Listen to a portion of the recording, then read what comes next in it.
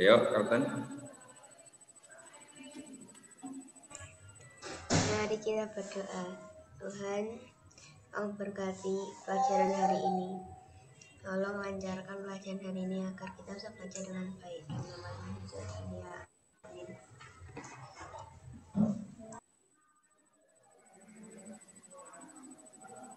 Amin. Oke. Thank you, Anthony. Anthony, Kalten. Oke. Kita pagi ini akan belajar materi lanjutan dari materi yang minggu lalu. Oke.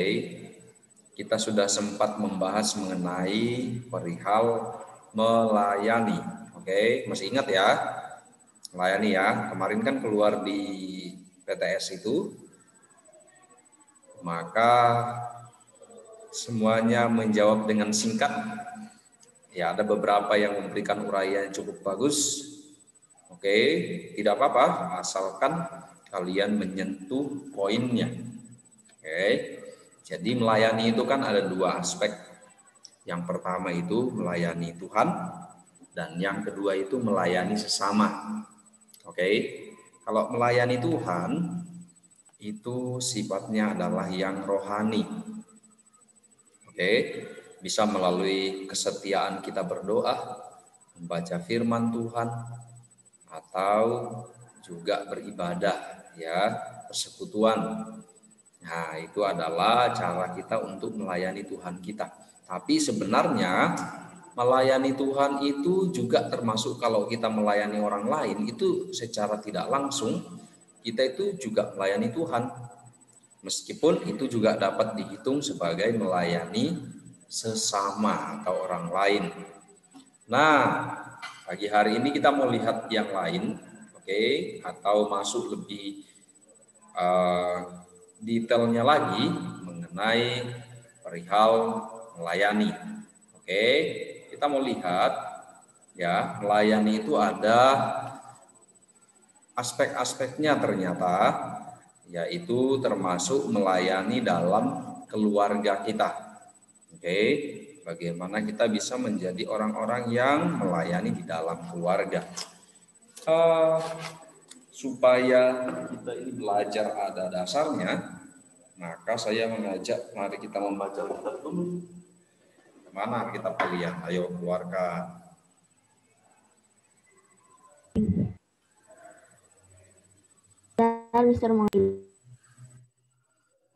Gimana?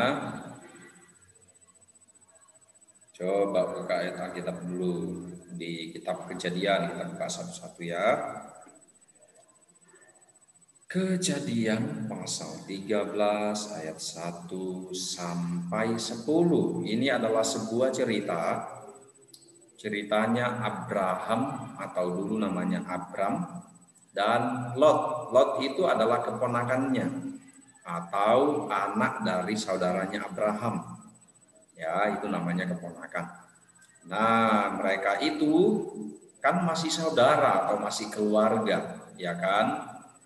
Oke, sekarang mari kita coba lihat, kita baca pelan-pelan ayatnya satu demi satu. Kita baca berdasarkan urutan presensi. Oke, kalian sudah ingat urutan presensi kalian? Kalau sudah ingat, maka bacanya seperti itu ya.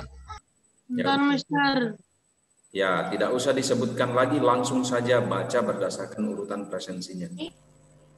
Yuk, kita mulai. Ini yang kejadian dulu, Zar. Ya, kejadian dulu. Langsung saja dibacakan.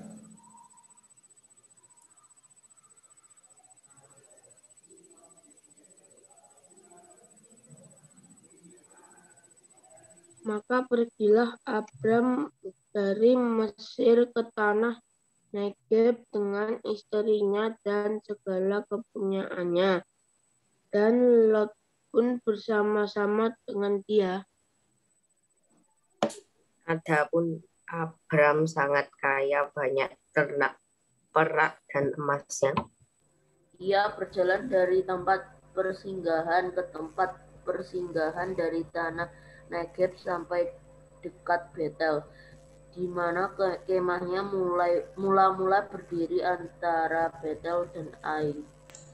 Ke tempat mezbah yang dibuat dahulu di sana. Disitulah Abram memanggil nama Tuhan. Juga Lot yang ikut bersama-sama dengan Abram mempunyai domba dan lembu dan kemah.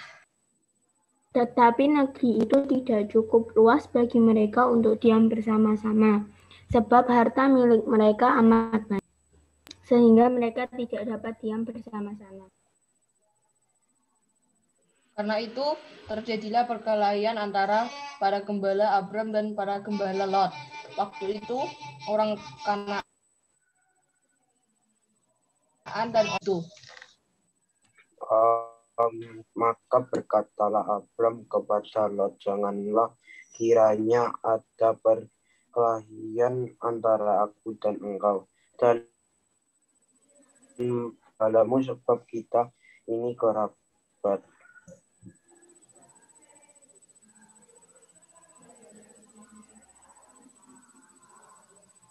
Sudah ya?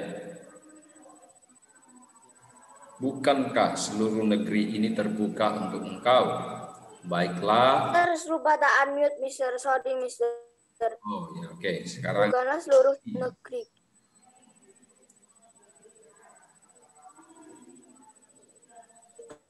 Pisah dirimu daripadaku. Jika engkau ke kiri, maka aku ke kanan. Oke. Lalu Lot melayangkan pandangannya dan dilihatnya lah bahwa seluruh lembah Yordan banyak airnya, seperti taman Tuhan, seperti tanah Mesir sampai ke Soar.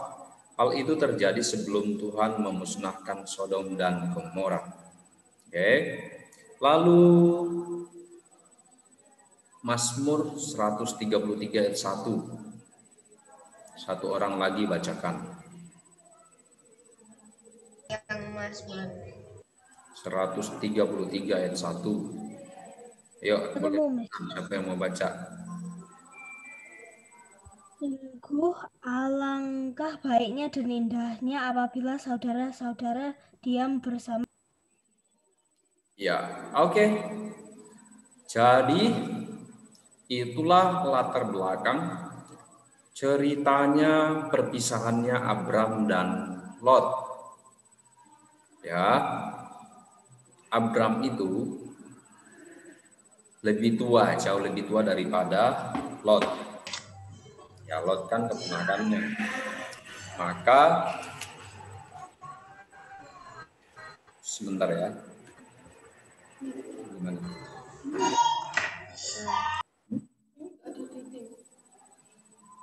Ya, musik. Dia belum ada. Mungkin dari tugas kali.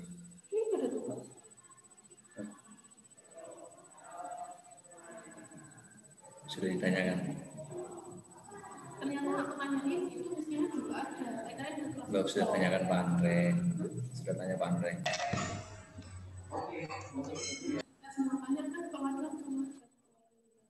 Begitu.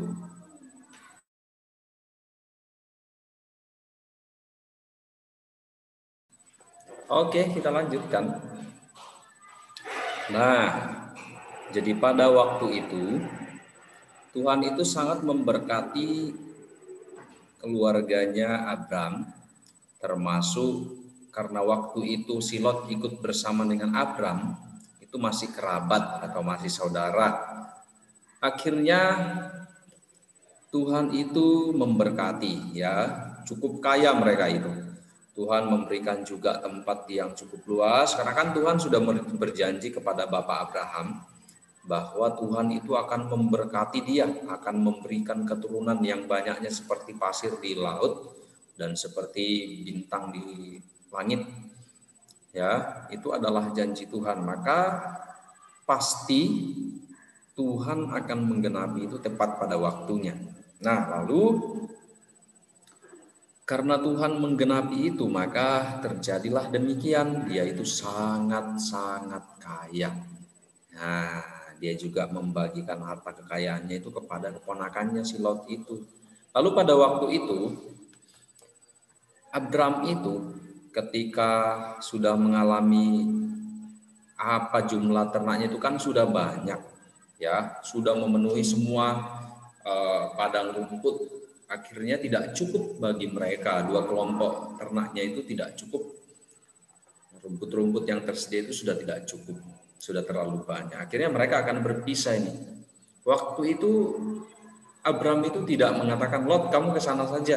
Saya kan lebih tua, saya kan duluan di sini. Ini kan kamu kan cuma ikut saya. Kamu pergi sajalah, kamu ke situ sajalah. Tidak begitu. Pada waktu itu Abraham itu malah memberikan kehendak bebas, atau diberikan kesempatan, ayo kamu lihat, kita naik ke atas bukit, kamu lihat kira-kira mana nih yang kamu suka, pilih yang paling baik ya. Oke, ya diminta ya, si Abraham itu minta dia, ayo kamu pilih yang termantap di antara semuanya. Nah, nanti sisanya saya kalau misalnya kamu ke kiri nanti saya ke kanan, atau sebaliknya kalau misalnya kamu ke kanan nanti saya ke kiri. Jadi itu adalah hati yang luas, atau boleh dibilang dia itu memiliki kasih ya, dan juga orangnya mengalah atau merendahkan hati. Nah, dia tidak mau sombong, dia tidak mau sewenang-wenangnya, seenak-enaknya, tapi dia memberikan kesempatan kepada orang lain. Itu ciri-ciri keluarga yang melayani itu seperti itu. Salah satunya adalah dia akan mudah mengalah. Oke, dia akan memperhitungkan kesenangan orang lain. Maka apa yang terjadi? Ya Tuhan memberkati mereka. Tuhan tetap memberkati. Lalu ketika Lot pergi, Lot kan harusnya kasihan dong, si Abraham ini sudah tua. Harusnya kasihan dong untuk memisahkan diri begitu saja. Tapi tidak masalah bagi Abraham. Lalu ketika dia pergi, dia ngapain si Abraham? Dia berdoa. Wah, dia malah mendoakan Lot. Dia juga berdoa karena Tuhan sudah berjanji akan memberkati dia. Maka Tuhan pasti terus mencurahkan seluruh berkatnya kepada si Abraham. Nah, jadi dia terus bisa menikmati berkat pemeliharaan Tuhan. Oke, lalu di kitab Mazmur 133 ayat 1 ini adalah Mazmur tulisannya Daud. Dia mengatakan bahwa hal yang indah, hal yang baik kalau misalnya kita ini diam dengan rukun di dalam keluarga, satu keluarga di dalam rumah, tinggalnya rukun, tidak saling bertengkar. Oke, itu sebuah hal yang indah. Itu kan pelayanan yang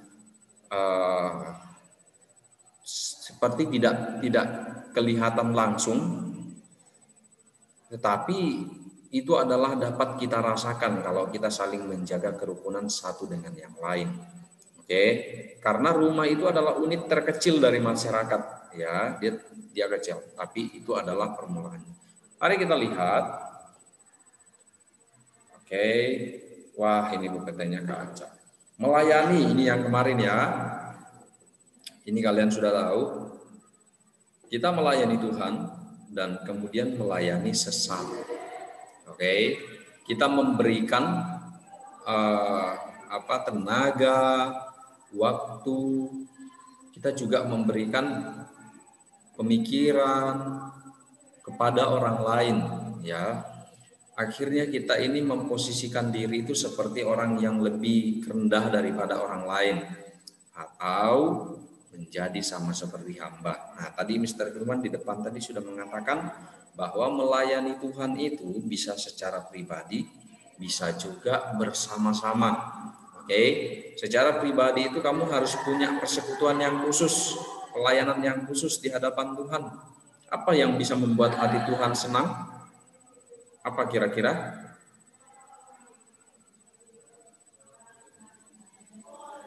Melayani Tuhan. Iya, melayani Tuhan seperti apa? Oh. Bagaimana caranya praktisnya? Memuji Tuhan. membasuh Memuji Tuhan. kaki Tuhan. Bukan. Awas dulu ya. Membaca Alkitab. Ya, Mengajar orang lain tentang firman Tuhan. ngajar orang lain tentang firman Tuhan. Oke. Memberitakan Injil. Rajin pergi ke gereja. Ya, jawabannya banyak, bagus-bagus. Oke, jadi yang membuat hati Tuhan senang adalah ketika Tuhan itu number one di dalam hatimu. Oke, ketika dia itu adalah nomor satu. Ya, artinya apa? Begitu membuka mata Tuhan, ya kan? Langsung manggil Tuhan, langsung berdoa. Mau mengerjakan apa? Panggil Tuhan lagi. Mau berangkat kemana? Berdoa lagi, bersekutu dengan Tuhan. Maka Tuhan itu senang, Tuhan itu berkenan. Kalau kita demikian, itu kan pelayanan yang sejati adalah menaruh Tuhan di tempat yang nomor satu dan yang terutama. Oke, itu yang disebut pelayanan yang sejati. Ingat ya, pelayanan yang sejati adalah Tuhan itu mendapatkan tempat yang pertama dan yang terutama di dalam seluruh kehidupan kita. Ya, baik itu tutur kata, baik itu pemikiran, tindakan, ya kan, dan lain-lain. Dia itu harus mendapatkan tempat yang paling bagus. Nah, baru dengan demikian Tuhan itu akan senang, Tuhan itu akan berkenan.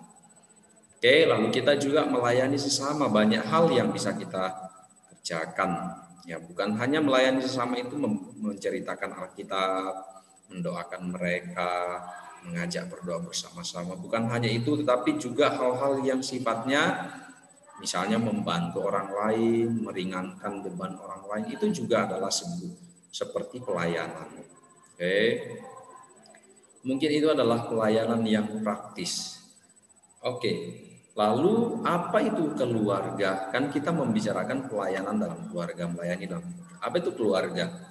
Keluarga adalah lembaga terkecil dalam suatu masyarakat, disebut lembaga terkecil. Keluarga memiliki 3 unsur, yaitu bapak, ibu, dan anak-anak. Nah, jadi ini kecil ya. Nah, ini di sana kan ada anggota-anggotanya, dan mereka itu disebut lembaga terkecil. Ya, ada kumpulan orang, tapi itu jumlahnya paling kecil di dalam satu masyarakat. Oke, mari kita lihat, akan disebut keluarga kalau isinya ada ini. Kenapa itu hilang? Kalau isinya ada ini. Polisi, anak, ibu, anak. Ayah. Oke, baru akan disebut keluarga kalau isinya ada seperti ini. Nah, itu ayah. Itu tulisannya ada loh warna hitam. Sepanjang tidak ada ini itu tidak komplit. Nah, lalu kalau misalnya ditambah lagi ada kakek, ada nenek, nah itu namanya keluarga besar. Oke, atau paman atau tante, itu disebut keluarga besar. Oke, mari kita lihat di slide berikutnya. Lalu kan kita sudah tahu nih keluarga itu apa, lalu melayani itu apa. Sekarang mari kita lihat keluarganya orang Kristen itu harusnya keluarga yang bagaimana. Oke, kita lihat. Nah, kalau cuma sebagai keluarga seperti masyarakat pada umumnya, ya maka ya mungkin di rumah kita hanya mengerjakan kegiatan-kegiatan yang sifatnya umum yang dilakukan oleh orang lain juga.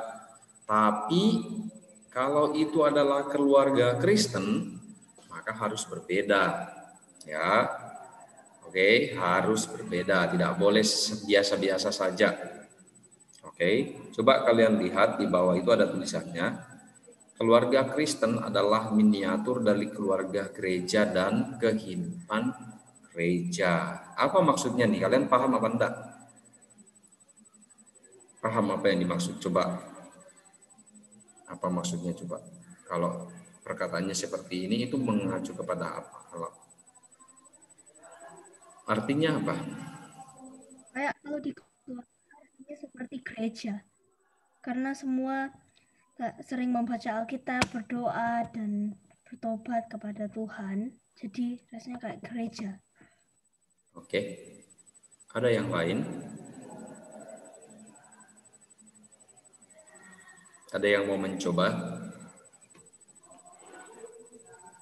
Kayaknya kehidupannya dalam sehari-hari seperti gereja gitu. Oke. Jadi jawabannya Fiori ya. Oke, betul. Bahwa kalau keluarganya orang Kristen itu harus ada ciri khasnya. Ya. Kehidupan gereja itu kan berarti dia memiliki kehidupan yang beribadah kepada Tuhan. Ya kan? Praktisnya apa? Ya dia punya doa yang rutin bersama-sama. Ya kan? Doa sharing. Lalu membaca Alkitab ada bersama-sama, jadwalnya ada. Mungkin setiap hari, setiap malam mungkin bersama-sama. Lalu apa cara bersikapnya, cara hidupnya di rumah, cara berbicaranya satu dengan yang lain. Itu kalau kita adalah orang Kristen, maka harus menunjukkan bahwa kita ini seperti sebuah penghidupan gereja. Ya, orang datang ke rumahmu itu dia melihat, loh kok bagus ya, kok keren. Ya karena apa? Karena di sana kita menampilkan satu kehidupan yang bukan seperti orang pada umumnya, cuma makan, lalu masing-masing pegang HP, masing-masing sibuk. Ya pokoknya tidur, terus besok bangun lagi, nanti kalau ada ini ya kumpul makan bersama. Bukan hanya itu kan seperti pada umumnya. Kalau keluarganya orang Kristen, maka harus berbeda. Harus kita berikan sesuatu yang lebih. Ya, kehidupannya itu bersama, memang bersama, tapi harus ada yang lebih luar biasa atau yang berbeda dari yang lain. Oke. Menjaga persekutuan dalam keluarga atau menjaga kerukunan dalam keluarga supaya kita ini saling bisa melayani, maka ada beberapa hal nih perlu kita perhatikan. Oke, ada beberapa hal praktis yang bisa dilakukan. Nah, yang pertama ada apa? Berdoa bersama. Oke, ini penting. Ya, berdoa bersama. Jadi mungkin setiap kalian itu kan punya doa sendiri-sendiri. Oke, tetapi penting juga untuk berdoa bersama. Kalau misalnya papa mama tidak sempat karena sibuk, ya kalian yang mengajak minimal 1 minggu, misalnya 1 minggu 3 kali. Kalau belum bisa setiap hari 1 minggu 3 kali. Buat perjanjian, ya, buat kesepakatan dengan kedua orang tua kalian. Oke. Nah, jadi boleh misalnya janjian dengan orang tua, bagaimana kalau setiap malam kita ini berdoa sebelum tidur, begitu? Ya, apa yang didoakan? Banyak hal mengenai sekolah kalian, ya kan, mengenai kesehatan, lalu mungkin apa usaha orang tua juga bisa didoakan. Oke, dan yang kedua adalah membaca Alkitab bersama. Pernah enggak kalian di rumah? Siapa yang pernah? Siapa yang pernah melakukan ini? Oke, setiap hari apa saja? Berapa kali dalam seminggu? Fiori? Oh aku. Terus ngomong apa tadi? Baca berapa kali dalam seminggu? Iya. Aku lupa. Biasanya tergantung. Kalau kita sibuk mungkin cuma sedikit tok. Kalau punya banyak waktu bacanya banyak gitu. Oh, oke. Tidak masalah. Ini bukan masalah jumlah bacanya, tapi apa kontinuitasnya. Nah, bisa continue apa enggak, itu yang paling penting. Ya, ada lagi yang pernah seperti itu bersama dengan orang tua, membaca Alkitab bersama, berdoa bersama. Siapa lagi selain Fiori? Ada? Nah, kalau belum ada, anak-anak ini perlu ya. Boleh mengajak papa, mama, atau saudara-saudara kalian. Ayo malam ini kita baca Alkitab yuk, kita berdoa yuk. Ini yang harus membuat berbeda keluarganya orang Kristen itu, berbedanya ada di situ. Nah, kemudian melayani Tuhan bersama-sama. Ya banyak aspek-aspeknya melayani Tuhan itu. Bukan hanya nanti akan menjadi guru sekolah minggu atau menjadi pengajar Alkitab, bukan itu. Tapi mungkin juga kalian bekerja sama untuk membantu orang lain, mengunjungi orang-orang sakit, mengunjungi keluarga kalian sendiri, ya kayak saudaranya orang tua kalian, saudaranya papa mama dikunjungi. Itu sebuah pelayanan yang bisa merawat mereka, membuat hati mereka itu senang. Lalu ketika pergi itu mungkin bisa berdoa, sebelum pulang itu berdoa bersama-sama lagi, ya kan, mendoakan mereka. Kenapa kita harus sering berdoa? Ya memang itu seperti napas. Itu sebagai kuncinya, kamu ngapa-ngapain pun ya seharusnya memang berdoa. Oke, dan yang terakhir adalah berkumpul bersama. Nah, itu berkumpul bersama juga penting ya. Ya, meskipun mungkin kadang-kadang itu dianggap sepele, tapi itu penting loh, ngumpul sama-sama. Misalnya pada malam hari atau makan bersama sambil mengobrol, ya, sambil share-share satu dengan yang lain, itu juga perlu. Oke. Nah, ini adalah tanggung jawab setiap anggota keluarga. Orang tua itu apa tanggung jawabnya? Dia merawat dan memelihara, mendidik, membimbing, mencukupi kebutuhan anaknya, mengasihi anaknya, mengajar, memberi teladan. Itu orang tua punya tanggung jawab di dalam keluarga. Nah, mereka akan berusaha mencari yang terbaik buat kalian, mengusahakan untuk supaya masa depan kalian itu lebih baik, lebih bagus. Ya, entah dia akan cari uang, akan bekerja untuk kita, memberikan makanan yang sehat. Lalu anaknya apa? Tanggung jawabnya yaitu menaati orang tua, patuh dan hormat, belajar dengan baik, membantu orang tua, mendengarkan didikan dan ajaran. Ini tanggung jawabnya anak. Oke, sehingga kalau ini berjalan beriringan, ya orang tua mengerjakan tanggung jawabnya, anak-anak juga sama, maka apa yang terjadi? Yaitu saling melayani dan hidupnya akan rukun seperti Mazmur 133 ayat 1. Nah, munculnya akan seperti itu. Itu tergantung ya kita ini masing-masing ini mengerjakan tanggung jawabnya apa enggak. Ya kalau kita tidak taat misalnya kepada orang tua, kita tidak patuh, tidak hormat sama sekali, yang menganggap orang tua biasa saja, atau melihat orang tua sulit kita diam-diam saja, tidak mau ikut berpartisipasi, ya, tidak mendengarkan mereka, menganggap itu cerewet katanya. Nah, kalau sudah begitu, ya tidak mungkin kalian itu bisa melayani dalam keluarga, padahal itu adalah kesempatan. Kan belum tentu kamu di gereja itu toh, misalnya yang memang pemalu-pemalu atau memang tidak ada kesempatan untuk melayani sekolah minggu atau apa, belum tentu bisa toh. Nah, sekarang kesempatannya ada di mana? Ada di rumah. Ada di rumah kita, bukan di tempat yang lain. Oke. Nah, mari kita lihat. Rumah itu merupakan, wah ini salah tulis ini. Merupakan tempat ini.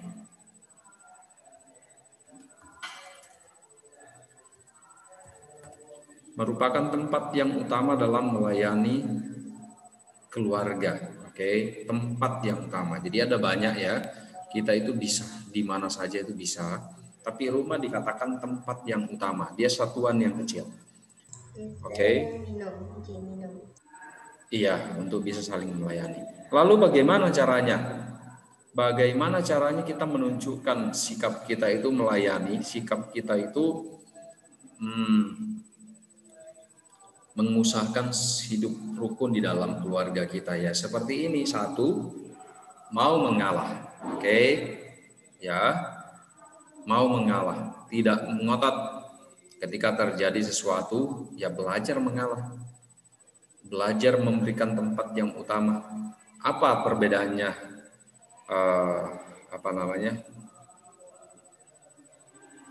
perbedaannya kita dengan Abram yang tadi itu? Perbedaannya ada di dia bisa mengalah enggak. Padahal itu kan haknya. Kalau dihitung-hitung itu haknya siapa ya? Memang haknya Abram. Kalau dia mau ambil yang paling bagus pun tidak masalah kok. Itu kan memang dia yang dapat. Berkatnya ada di dia. Nah, kita harus belajar mengalah, teman-teman, adik-adik. Ya. Jadi kalau misalnya kalian kan punya saudara ya di rumah, entah sepupu, entah kandung, dan juga ada orang tua. Ya jangan sering-sering ngotot, jangan argumen itu harus dikurangi.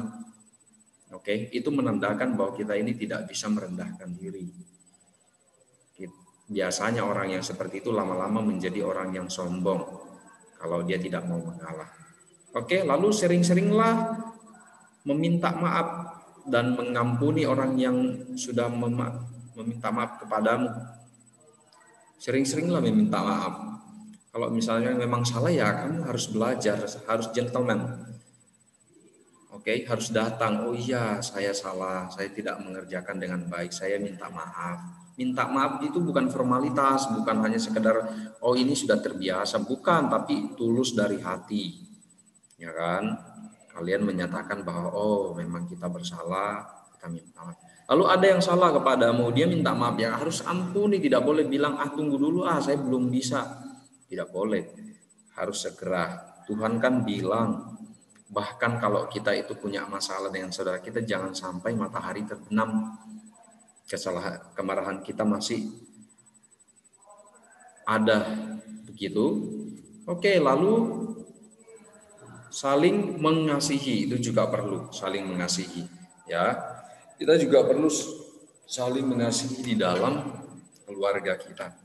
Oke, saling mengasihi itu akan membuat kita satu dengan yang lain itu tidak mudah cekcok, tidak mudah masalah. Terus kalau kita mengasihi juga kita akan memberikan perhatian. Ya, kita akan memberikan yang terbaik. Misalnya untuk orang tua. Apa kalau memang buktinya kamu mengasihi orang tuamu, ya pasti kamu akan tahu apa kesusahan mereka. Ya, kamu akan sering-sering membantu mereka. Ya, itu tandanya kalau misalnya kita ini mengasihi orang tua kita. Oke. Kira-kira sampai di situ ada yang bertanya enggak? Punya pertanyaan, Mister. Ya, silakan. Tadi aku ingat Mister ngomong tentang Tuhan harus menjadi yang paling utama di hidup kita. Itu kayaknya adanya. Namanya apa? Ada apa? Itu definisi dari apa? Tuhan harus menjadi yang paling utama di hidup kita. Tuhan harus menjadi yang utama dalam hidup kita. Pertanyaanmu apa? Kayak poinnya. Ada nama lain kayaknya. Yani Tuhan. Gimana maksudnya? Coba perjelas. Apa pertanyaan? Kayak itu definisi dari apa? Oh. Aku sudah tahu artinya, tapi belum tahu namanya gitu. Oh, definisinya apa? Oke. Tadi itu kan kita membahas mengenai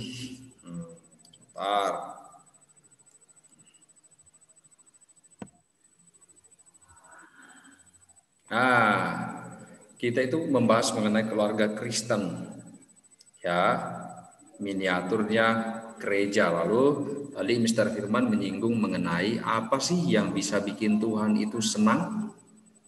Nah, apa sih yang bisa bikin Tuhan itu berkenan sama kehidupan kita atau keluarga kita? Apa?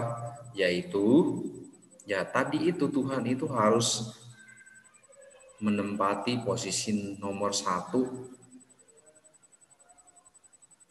Oke, nomor 1 tahun enggak maksudnya ya kalau misalnya kalian pergi misalnya mau membeli sesuatu, lalu pernah enggak kalian kalau mau beli tanya dulu Tuhan kira-kira ini berguna enggak buat saya atau enggak? Pernah enggak? Atau langsung saja karena saya suka langsung beli, tidak ada tanya-tanya lah, langsung beli karena punya uang katanya. Saya punya uang banyak, tidak apa-apa langsung beli saja, tidak akan salah. Tidak ada yang melarang toh? Tidak ada. Tapi pernah enggak kalian begitu pegang barang misalnya, Tuhan kira-kira ini berguna enggak ya kalau saya beli? Kira-kira oke enggak ya kalau saya beli? Pernah enggak begitu? Bisa jadi tidak pernah. Lalu setelah kamu bertanya seperti itu, apa yang kamu rasakan?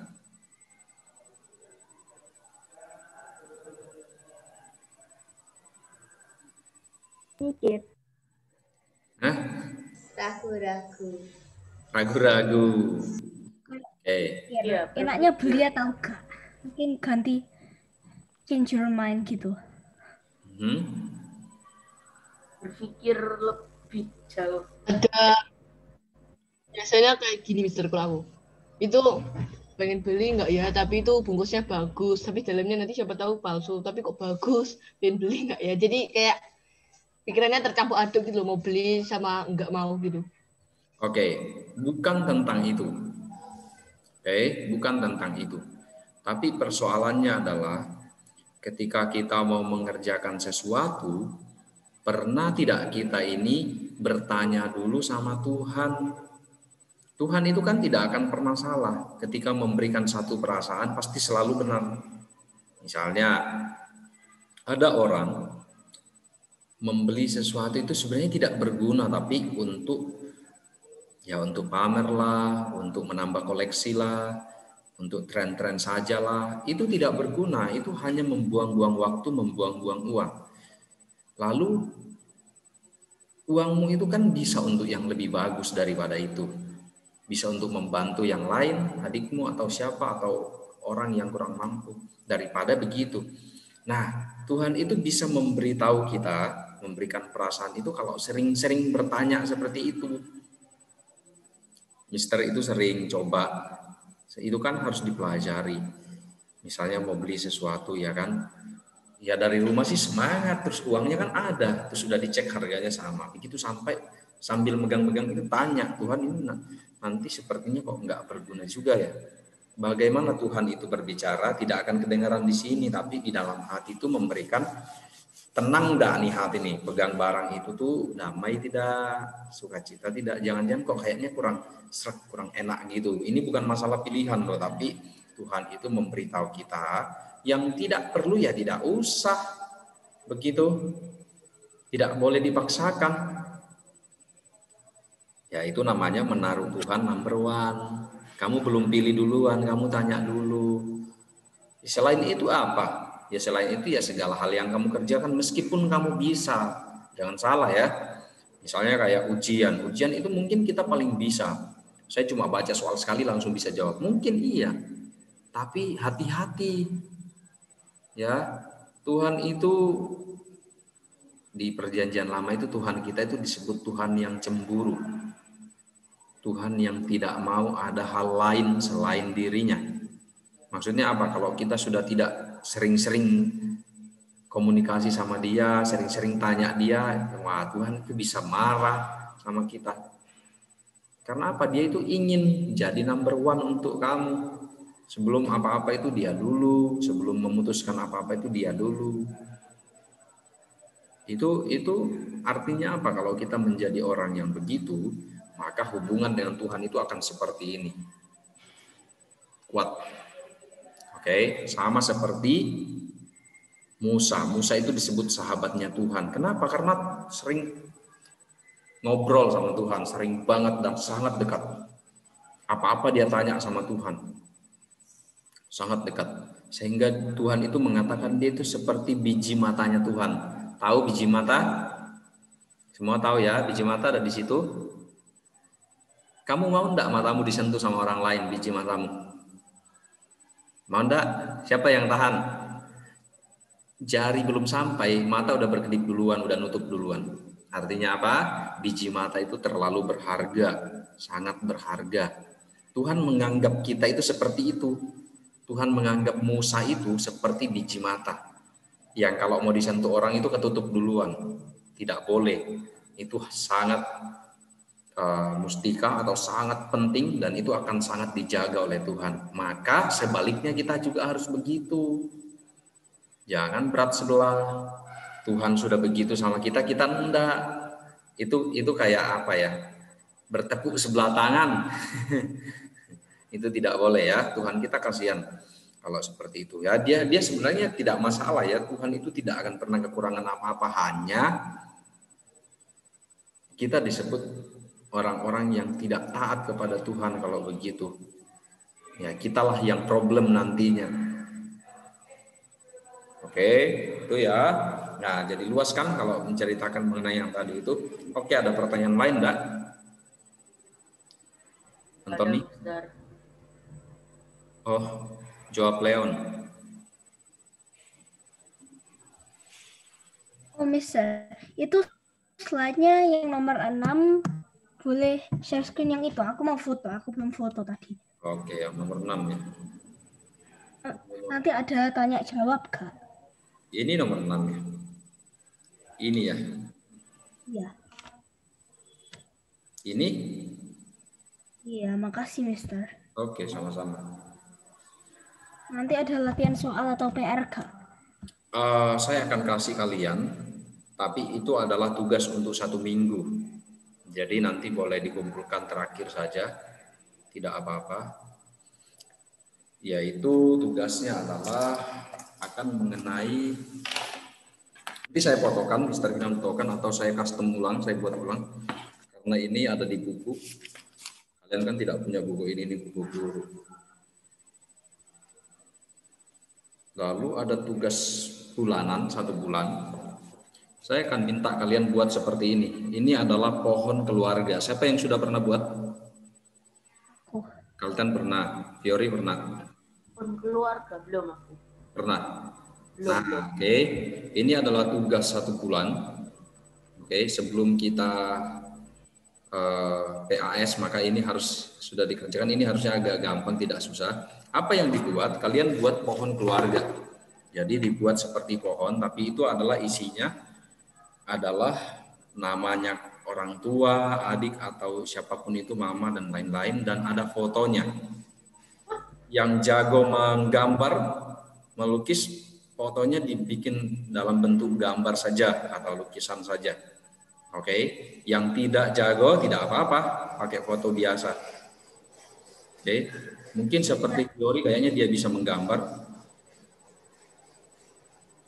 Jadi boleh Boleh bentuknya gambar, tapi nanti frame-nya kayak ada di pohon-pohon begini, nanti ditempel di situ. Tulis sekreatif mungkin, lalu di bawahnya kamu tulis keterangannya, misalnya ayah, terus kamu titik 2, lalu kamu tulis kamu itu pengen melayani ayahmu itu seperti apa, lalu mama itu harus dilayani seperti apa yang kamu bisa kerjakan untuk dia. Lalu, jadi setiap orang di pohon. Ya, tiap orang, tapi di bawahnya, bukan di pohonnya, kamu tulis keterangannya di bawahnya. Oke. Lalu misalnya adik, saya mau begini untuk melayani adik saya itu saya harus begini. Oke. Nah, untuk tugas mingguan nanti saya kirim, mungkin nanti sore saya kirim untuk tugas minggu ini dikumpulkan sepanjang minggu ini. Boleh lebih cepat, boleh juga ya pokoknya terakhir adalah hari Minggu. Ini dinilai, Kak? Oh iya dong, dinilai. Itu buku Jamrud dong, Mister. Yes, kamu punya Jamrud? Dulu punya, tapi sekarang nggak tahu di mana. Ya, kelas 1 itu ada waktu itu. Oke, kita pakai Jamrud, cuman nggak dipakai full. Mr. Firman nggak pakai full. Mr. Firman silakan dengan yang namanya karakter. Nah, jadi kadang-kadang cuma pakai ini pun cuma ngambil beberapa bagian, Mr. tambahkan sendiri. Oke, nanti tugasnya itu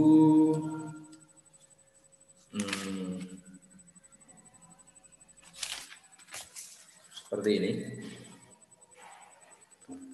Kelihatan ya?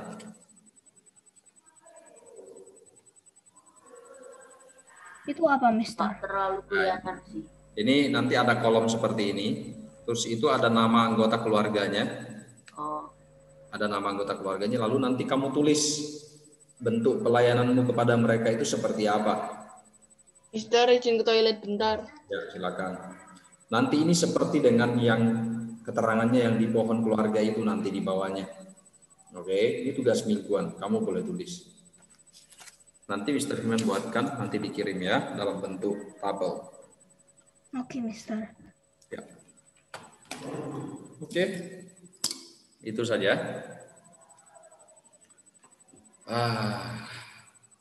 Tidak ada yang bertanya lagi atau ada yang lain? Nggak ada, Mister. Ada. Oke, kalau tidak ada, jadi karena keluarga itu unit paling kecil, maka itu adalah kesempatan buat kita. Apalagi masih kecil, masih remaja, ya kita sedang belajar saling melayani. Lalu kalau misalnya skupnya besar kan mungkin kita belum ada kesempatan, belum bisa. Tapi bisanya di dalam keluarga, maka pergunakanlah kesempatan itu dengan sebaik-baiknya. Kalian sebagai anak, sebagai murid di rumah, ya belajar patuh, belajar hormat, belajar taat. Oke, seperti itu ya. Oke, demikian materi kita hari ini.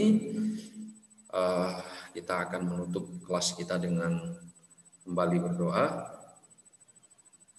Saya minta Celo yang berdoa untuk menutup kelasnya. Mari kita berdoa. Ya Tuhan, sebentar lagi kami akan selesai dan kami akan istirahat. Berkati kami agar apapun yang telah disampaikan oleh Mr. Firman dapat sampai dan dapat menjadi berkat bagi kami dan juga bisa menjadi pimpinan untuk hidup kami selanjutnya. Biarkan kami makin dekat denganmu ya Tuhan. Dan juga berkati guru-guru dan mister yang akan mengajari kita selanjutnya. Berkati mereka terus agar bisa menyampaikan semua materi dengan baik. Terima kasih ya Tuhan, terima kasih. Haleluya. Amin. Oke, thank you, Celo. Oke, anak-anak, setiap kali materi yang disampaikan itu kalau ada ayat Alkitab, itu minta tolong kalian baca ulang. Oke, dibaca ulang apa kaitannya dengan materi. Karena sejauh ini setiap kali Mr. Firman mengeluarkan ujian mengenai ayat Alkitab, selalu banyak yang salah. Selalu banyak yang tidak bisa menjawab. Nah, mungkin karena tidak pernah dibaca Alkitabnya, tidak pernah dibaca ulang ayatnya. Silahkan dibaca ulang ketika Mr. Firman menanyakan kalian, misalnya Mazmur 133 ayat 1, itu seperti apa bunyinya, atau kalau Mr. Firman penggal sedikit di tengahnya, kalian sudah bisa ngisi karena pernah membacanya dan juga pernah memahami. Tidak harus dihafal loh, tapi terbiasa membacanya.